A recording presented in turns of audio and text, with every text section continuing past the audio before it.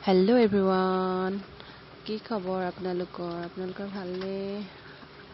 আমাৰ ভালেই দেই। ডাৱৰীয়া বতৰ, বৰষুণ দিছে।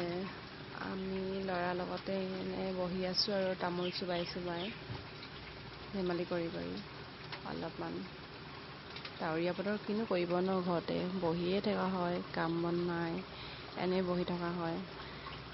বহি আছোঁ আৰু এতিয়া ঘৰতে খেতিত লাগিব আৰু কেইদিনমানৰ পিছত 10 দিনমানৰ পাছত খেতি কৰিব হ'বগৈ আৰু এতিয়ানো কি কৰিব ন, ডাৱৰীয়া বতৰ, ঘৰতে বহি আছোঁ আৰু ল'ৰাৰ লগতে। আৰু কেইদিনমান হ'লে যাবলৈ হ'ব পথাৰলৈ ৰুই মেলি।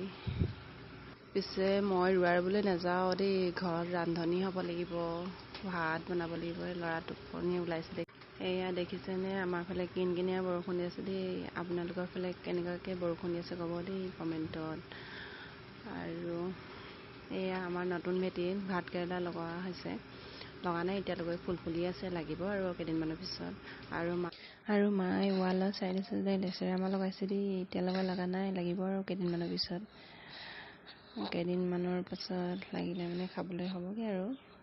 এতিয়া খেতিৰ ছিজন ন, সেইকাৰণে আগতীয়াকৈ লগাই থৈছে আৰু খাবলৈ হ'ব ঘৰতে। দোকানৰ শাক পাচলি ইমান দাম নহয়।